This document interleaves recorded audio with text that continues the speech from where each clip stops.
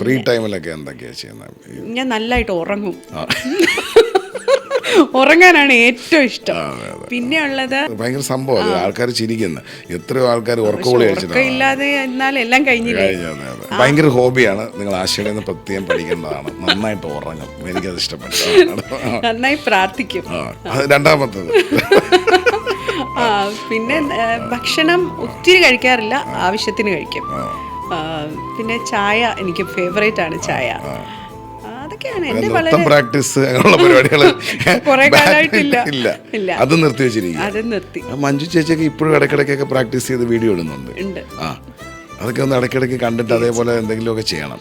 ശോഭന ചേച്ചി ഇപ്പോഴും ഉണ്ട്. ശോഭന ചേച്ചി മഞ്ജു ചേച്ചി ഒന്ന് വെച്ചിട്ട് അതിനിപ്പോ എന്താ, അവരും ആക്ട്രസ്സുകളല്ലേ.